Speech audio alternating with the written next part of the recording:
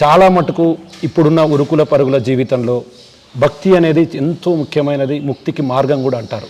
అట్లాంటిది మీరు ఇంత చిన్న వయసులో భక్తి అనే ఒక మంచి మార్గంలో అనుసరిస్తూ ముందుకు వెళ్తున్నారు. యాక్చువల్గా ఇంత చిన్న వయసులో మీరు ఈ మార్గం వైపు రావడానికి ప్రధానమైనటువంటి కారణం ఏమిటంటే ఏం చెప్తారు?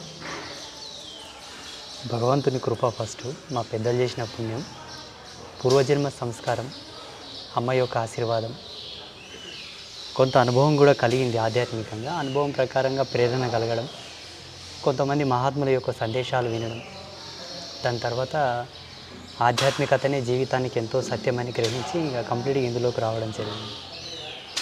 అంటే చూస్తున్నాం స్వామి, చాలామంది గుడులు గోపురాలకు వెళ్తూ ఉంటారు, మొత్తంగా తనకు ఇది కావాలి అది కావాలి అని కోరుకుంటూ ఉంటారు.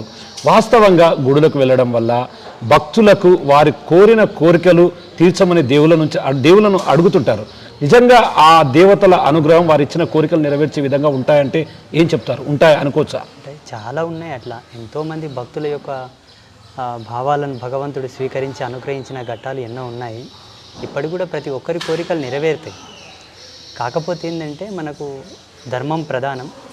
ఒక కంపెనీకి ఉద్యోగం పోయినప్పుడు మన అర్హతను ఎలా చూస్తారో, ధర్మశాస్త్రాలు చెప్పిన పద్ధతిగా జీవుడు కూడా అంత ధర్మయుక్తంగా ఉంటే భగవంతుని యొక్క అనుగ్రహం తొందరగా వస్తుంది. ఆ మాత్రం ధర్మంలో జీవుడు లేకపోతే కొంత నిదానం అవుతుంది. పుణ్యం వస్తుంది, అనుగ్రహం వస్తుంది. ఈయన కర్మఫలం ఎక్కువ ఉంటే కొంత నిదానం వస్తుంది. అంటే చాలామంది మనం సాధువులను చూస్తుంటాము, చాలామంది శివుడు, పరమేశ్వరుడు, విష్ణుమూర్తి, ఇట్లా అంటే రకరకాలుగా సాధువులు మేజర్గా ఒకవైపు పురుషులకు సంబంధించినటువంటి దైవాల అనుగ్రహాలు మాత్రమే పొందుతూ ఉంటారు. కానీ మీరు పరాశ్రీ ఆదిశక్తి మాత అనుగ్రహం పొందారు. మీకు ఎట్లా అనుగ్రహం ఎట్లా లభించింది? ఫస్ట్ ఆ మాత మీకు ఎప్పుడు మిమ్మల్ని అనుగ్రహించింది? నాకు పుట్టుకతోనే అమ్మవారు అంటే చాలా ఇష్టం.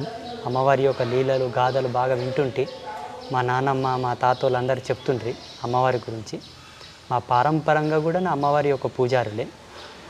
ఇంకా అమ్మవారు అంటే బాగా అమితమైనటువంటి భక్తి ప్రేరణ ఉండడం వల్ల మా గురువుతోటి కూడా అమ్మవారికి సంబంధించిన విషయాలు తెలుసుకోవడం జరిగింది. ఇప్పుడు విష్ణుమూర్తి, శివుడు వేరే దేవుళ్ళని కాదు, కానీ జగతికి మూలం అమ్మవారే.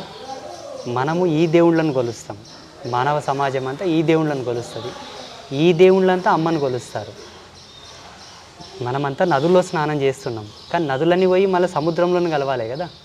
ఆ సముద్రం నేను తెలుసుకున్నా. ఆ సముద్రం కూడా అమృత సముద్రం, నీళ్ళ సముద్రం కాదు, అమృత సముద్రం. అంటే ఈ జగత్కున్నకే మూలమైనటువంటి తల్లి అమ్మ, పరాభట్టారిక, పరాత్పరమైన శక్తి. కాబట్టి అమ్మనే ఉపాసిస్తూ అమ్మ లోపల ఉండిపోయాడు. అంటే చాలా ఇప్పుడు అంటే దసరా వచ్చిన, నవరాత్రి ఉత్సవాలు వచ్చిన అమ్మవారిని ప్రతిష్ఠిస్తారు. అమ్మవారికి ఎంతో నియమ నిబంధనలతో కూడినటువంటి పూజలు చేస్తారు. నిజానికి అమ్మవారు నిజంగా తమకు ప్రసన్నం కావాలంటే ఎట్లాంటి దీక్షల ద్వారా ఆమె అనుగ్రహం పొందొచ్చు అంటే ఏం చెప్తారు? మనకు శాస్త్రంలో అమ్మవారిని వశం చేసుకోవడానికి, అమ్మవారిని ప్రసన్నం చేసుకోవడానికి చాలా రిఫరెన్సెస్ ఉన్నాయి. దేవి ఉపాసకులను సంప్రదిస్తే వాటి మూలాలు చెప్తారు. శ్రీ విద్య పరంపరలో ఉన్నవాళ్ళు, శక్తి ఉపాసకులను ఎవరైతే ఉంటారో వాళ్ళని సంప్రదిస్తే అమ్మవారి ఎలా వశమవుతుంది, ఎలా అనుగ్రహిస్తుందని చెప్తారు. ఆ పద్ధతిని అనుసరించి కొలిస్తే అమ్మ తొందరగా ప్రసన్నం అవుతుంది. ఇంకా ఈ పురుష దేవతల కన్నా అమ్మవారు తొందరగా ప్రసన్నం అవుతుంది. చాలామందికి తెలియదు. ఎందుకంటే అమ్మనే కదా. అమ్మ కారుణ్యవల్లి, అమ్మవారు తొందరగా అనుగ్రహిస్తుంది, కరుణామూర్తి. కాబట్టి చాలామంది బయట సమాజంలో స్వామీజీలు కానీ పండితులు కానీ లేనిపోని అపోహాలు పెట్టి, లేనిపోని భయాలు నెలకొల్పి ఈ శక్తి సాంప్రదాయానికి చాలామందిని దూరం చేశారు. కానీ ఇప్పుడున్న మానవులకు తెలియదు. మీరు ఎంతమంది దేవుళ్ళను కొలిచినా వీళ్ళందరూ పోయి మళ్ళీ అమ్మతోనే ఆగుతారు. అవును, సృష్టికి మూలం. మీరు వీళ్ళని పట్టుకున్నా వీళ్ళందరూ పోయి మళ్ళీ ఆనే ఆగాలి, తప్పదు. అందుకే ఏకంగా అమ్మనే పట్టుకుంటే సర్వదేవతలను అనుగ్రహం వచ్చేస్తుంది కదా. ఎస్ స్వామి, మీరు అన్నట్టుగా నేను కూడా విన్నాను మీ గురించి. వాస్తవంగా మీరు ఇటువైపు ఆధ్యాత్మికం వైపు అడుగులేసినప్పుడు కావచ్చు, అప్పుడు క్షేత్రస్థాయిలో చాలా రకాలైనటువంటి సమస్యలు కూడా మీకు ఎదురై ఉంటాయి. ఎందుకంటే మొట్టమొదటగా మనని ఎవరు కూడా యాక్సెప్ట్ చేయరు.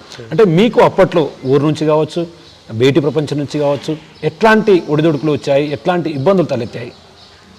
సర్వసామాన్యమేనండి. ఇప్పుడు ప్రపంచంలో ఉండే మహాత్ములందరూ కూడా సేమ్ నాలాంటి బయోడేటానే. గొప్ప వాళ్ళ జీవితాల్లో సర్వసామాన్యం అయిపోయింది ఇది. అంటే నేను గొప్పవాడిని అని చెప్పట్లేదు.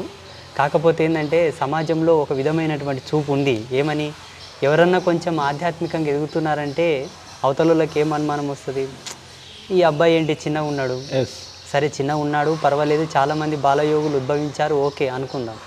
పరంపరానుగతంగా ఈయన వేషధారణ కొంచెం డిఫరెంట్ ఉంది, చీరలాగా కట్టుకున్నాడు, ఏంది ఇలా ఉన్నాడు అని పలు రకాల విమర్శలు చాలా వచ్చాయి. భగవతి కృపతో ఇప్పుడు కొంత అర్థం చేసుకుంటున్నారు అందరూ. మీలాంటి ఇప్పుడు సోషల్ మీడియా మాధ్యమంగా ఎన్నో విషయాలు తెలియపరచడం వలన చాలామంది అవగాహనకు వచ్చారు, ఇప్పుడు తెలుసుకుంటున్నారు. అది వరకు తెలియదు. ఇప్పుడు చూడగానే నన్ను చూస్తే ఏమనుకుంటారంటే ఈయన చీర కట్టుకున్నాడు అనుకుంటారు.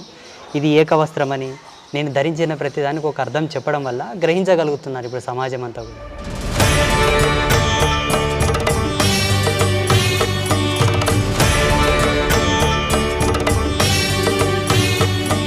అంటే ఇప్పుడు చాలామంది సాధువులను రోజు చూస్తుంటాం, సేమ్ యాజ్ ఇట్ ఈజ్ వస్త్రాధారణలో కాస్త అంటే వస్త్రాలలో మార్పు ఉన్నప్పటికీ మెయిన్ రుద్రాక్ష అనేది ప్రధానంగా ఒక ఆభరణంగా కూడా ధరిస్తారు. అంటే మేజర్గా ఈ రుద్రాక్షకు ఉన్నటువంటి ప్రత్యేకత ఏంటి, దానికి ఉన్నటువంటి అంటే పవర్ ఏంటి? మనకు ఇప్పుడు జియో సిగ్నలైజేషన్ కావాలంటే జియో సిమ్ కార్డ్ వేసుకోవాలి, ఎయిర్టెల్ సిగ్నలైజేషన్ కావాలంటే ఎయిర్టెల్ సిమ్ కార్డ్ వేసుకోవాలి. సాక్షాత్తు శివుని నుంచి మన కనెక్షన్ రావాలంటే రుద్రాక్ష పేమీన ఉండాలి. అంటే రుద్రాక్షకు ఆ పవర్ ఉంటుందంటారు. పవర్ ఉంది. అంటే శివశక్తిని గ్రహించేటటువంటి ఏకైక గ్రాస్పింగ్ పవర్ రుద్రాక్షలో ఉంది. ఓకే, నెక్స్ట్ ఇప్పుడు మనం బోనాల పండుగ వస్తుంది. బోనాల పండుగలో ప్రతిదీ కూడా శివశక్తులకు ప్రత్యేకమైనటువంటి ప్రాధాన్యత కల్పిస్తారు. కానీ దాంట్లో బోనాలు ఎత్తుకునేవారంతా కూడా స్త్రీమూర్తులే. కానీ శివశక్తులకు ప్రత్యేకమైనటువంటి ప్రాధాన్యత కల్పించడంలో ఆంతర్యం ఏంటంటే ఏం చెప్తారు? వాళ్ళు భగవంతుని కొరకే పుట్టారని ఒక నానుడి ఉంది. దేవుడి సేవ కోసం పుట్టారు, అమ్మవారి సేవ కోసం పుట్టారు అని ఒక నానుడి, ఒక ప్రచారం అయితే ఉంది సమాజంలో. భగవత్ సేవకులు భగవంతుని కొరకు పుట్టిన వాళ్ళ యొక్క లక్షణాలు అక్కడేం కనబడవు. ఎందుకంటే మేము కూడా అందులోనే ఉన్నాం కదా, మేము కూడా అమ్మ సాధనలో ఉన్నాం, అమ్మకు అంకితమైనాం కదా. భగవంతునికై పుట్టిన వారి యొక్క లక్షణాలు వాళ్ళలో లేకపోయినప్పటికీ సమాజం అలా భావిస్తుంది, వాళ్ళని సేవించుకుంటుంది, వాళ్ళకు పెద్దపీట వేసింది. ఇప్పుడు సమాజంలో నడుస్తుంది, వాళ్ళ నమ్మకాలు వాళ్ళకున్నాయి, నడుస్తుంది. ధర్మసింధు ప్రకారంగా, దేవీతత్వం ప్రకారంగా వాళ్ళని అనుసరించిన, వాళ్ళని సేవించుకున్న, వాళ్ళ దగ్గర ఏదైనా చేయించుకున్న, వాళ్ళలో సత్యం ఉంటే మీకు సత్యం వస్తుంది, వాళ్ళలో ఏం లేకపోతే ఏం రాదు. అంటే చాలా మటుకు మనం వాహనాలలో ప్రయాణిస్తున్నప్పుడు అక్కడ అంటే పరమేశ్వరుడు శివుడి కలయికతో ఉన్నటువంటి వారు కూడా ఉంటారు. అంటే వాళ్ళు దీవెనలు తీసుకుంటే మంచి జరుగుతుందని చెప్పి కూడా చాలామంది బలంగా నమ్ముతారు. దాంట్లో వాస్తవంగా నిజమెంత అంటే ఏం చెప్తారు? ఆ నానుడైతే ఉంది, ప్రపంచం లోపల అందరికీ ఉంది అది.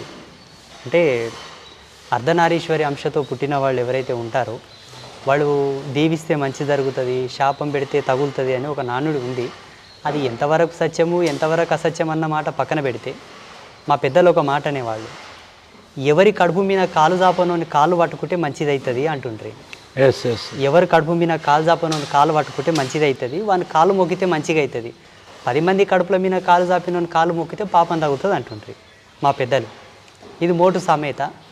అవతలోళ్ళు దీవించే కోణంలో అంత సత్యాత్ములై ఉండి అంత నిష్టతో ఉంటే వాళ్ళు దీవించినా శపించినా మంచి జరుగుతుంది, చెడు జరుగుతుంది. ఉన్నారా లేదా అది మనం చూసుకోవాల్సి ఉంటుంది. ఇప్పుడు వాళ్ళు దీవిస్తే మంచి జరుగుతుంది, శాపం పెడితే చెడు జరుగుతుంది నేను చెప్పాల్సిన అవసరం లేదు. మా ఋషి పరంపరలో ఎలా ఉంటుందంటే, సాధువుల ధర్మంలో ఆశీర్వచనం పొందేటటువంటి కోణంలో ఆయన ఉన్నప్పటికీ ఇచ్చే కోణంలో ఇక్కడి సాధువు ఎవరైతే ఉన్నారో ఆయన 1,75,00,000 మంత్రజపం చేసి ఉంటే ఆ టాకింగ్ పవర్ వస్తుంది, వాక్కు పవర్ వస్తుంది.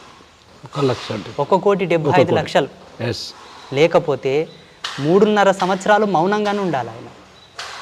3.5 సంవత్సరాలు మౌనంగానే ఉండాలి. అది లేకపోతే శుద్ధ సత్వ సంపన్నమైనటువంటి నిరాహార యోగత్వాన్ని పాటించి ఉండాలి. ఇన్ని పాటిస్తేనే మాకు ఆశీర్వదించే శక్తి వస్తుంది, శాపం పెట్టే శక్తి వస్తుంది. ఇంకా అవతలోళ్ళు ఏ సత్యంగా ఉండాలనో, ఎలా శాపం పెడతారో, ఎలా వరం ఇస్తారో సమాజమే డిక్లేర్ చేసుకోవాలి. కొన్ని అపోహలు అయితే క్రియేట్ చేశారు సమాజంలో. అది వాస్తవమా అవాస్తవమా మీకు తెలియదు, మాకు తెలుసు స్వామి, మాకు తెలుసు. అది ఇప్పుడు ఇన్ని ప్రమాణాలు నేను చెప్పాను. అవునండి. చూడండి, మద్య మాంసాదులు సేవించిన వాడు ఎవడు కూడా దీవించినా ఫలించదు, శాపం పెట్టినా ఫలించదు. అట్లా టోళ్ళతోనే ఏమన్నా అనిపించుకున్నా మన పనులు జరగవు, ఇంకా జరిగేది కాదు, జరగవు. గురుగారు అటువంటి వాళ్ళతో సంభాషించినా కూడా మన పనులు చెడిపోతాయి కానీ సక్సెస్ కావు. ఎందుకంటే ఆ నోరే పెద్ద. ఇప్పుడు ఒక జీవిని చంపి తిన్న తర్వాత ఇక్కడ ఉసురు ఉంటుంది. డ్రింక్ చేసిన తర్వాత మన శరీరంలో ఉండేటటువంటి దైవశక్తులు నిద్రావస్థలోకి వస్తాయి. శాస్త్రం దానికి ప్రామాణికమైన నిర్వచనం ఇచ్చింది. ఇప్పుడు ఎవరైతే మీరు అంటున్నటువంటి వాళ్ళు దీవిస్తారు శపిస్తారు అంటున్నారు కదా, వాళ్ళు ఏమి తినకుండా తాగకుండా తప్పుడు పనులు చేయకుండా నిరంతరం భగవంతా భగవంతా దేవా దేవా స్వామి అమ్మ అమ్మ అమ్మ అమ్మ అమ్మ అనుకుంటూ ఉండాలనుకోండి, వాళ్ళు ఏమంటే అది అవుతుంది. ఉన్నారా లేదా కదా ఒకటి చూసుకుంటే చాలు. For more videos like this, subscribe Big TV channel.